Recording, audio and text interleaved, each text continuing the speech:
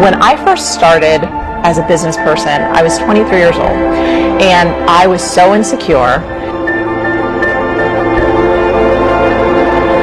and I was trying to fit myself into this idea of who I thought I should be, and it wasn't working.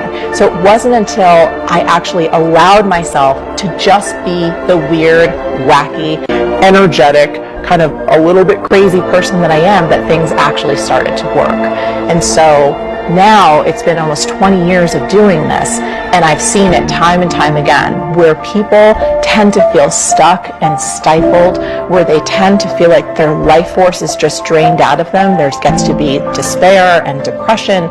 They just feel stuck is when they're not expressing the fullness of who they really are. They're trying to fit themselves into a conventional box. They're trying to live up to other people's expectations. They're trying to be someone who they really aren't because they're afraid that the real them is going to get rejected. You know, at the same time, culturally, we were starting to spend more and more time on our computers, and then devices started to come into play, cell phones, and I just watched as how so many people started living from the neck up and started losing touch with their intuition, that inner voice, the very innate wisdom that each of us are born with. They just didn't know how to access it. So for me, in terms of tapping into your body, in terms of movement and incorporating all of these different modalities into how you figure out your life, it's become second nature to me. But I think now more than ever, it's so important that we reconnect to this thing so we can hear our truth.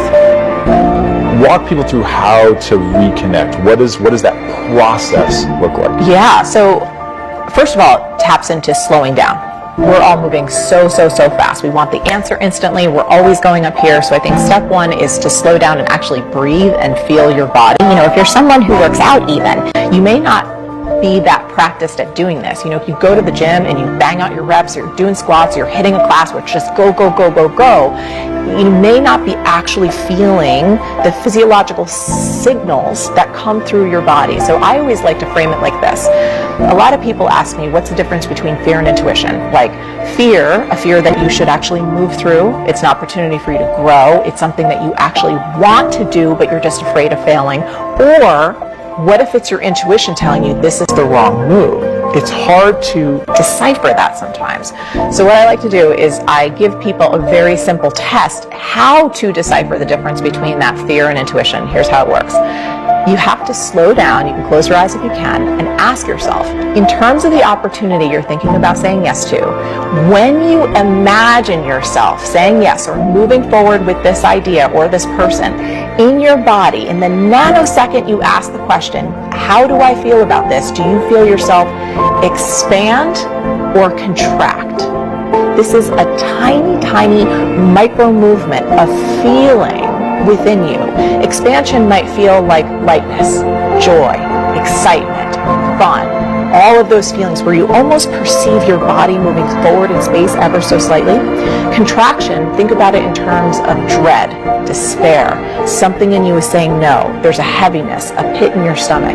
Even if that opportunity, even if that idea or that person that asked you something, on paper it sounds like you should say yes, but something in you is like pulling back, that's your no. So it's a really great way to help people train themselves to tap into their inborn wisdom that's already within them, that's working to guide them on their best path. And again, it's when you have that level of faith to surrender to your body, to surrender that you have wisdom within you, that you're not going to access grinding to it. It unfurls almost like a flower blooms when it's ready. You know, if I ever feel like in any moment life is not going the way that I think it should be going, it's because I'm resisting what is. It's me arguing with reality. I'm making myself miserable in that moment because I'm choosing to argue with what is. That's always a losing proposition. So the more awareness I can bring to that and go like, is this really how you want to live your life in this moment, Marie? Because every single moment, as you know, sets you up for the next moment. And you string these moments together and guess what? You have your life. So every single moment is an opportunity for us to check ourselves before we wreck ourselves. And so I just try and play the game. If I'm miserable, if I'm upset, if I'm angry, if I'm cranky, it is my responsibility because it's based on what I'm thinking or believing in that moment. It's not the outside world causing me to feel this. It's what I'm doing up here that's making me have that reaction. And if I'm the problem, I am also the solution.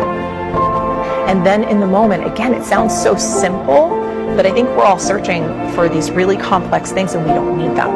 If you can catch yourself arguing with reality in the moment and realize that's not a wise thing to do, you can then back yourself up and go, okay, but the argument and the irritation is not necessary to get a new result.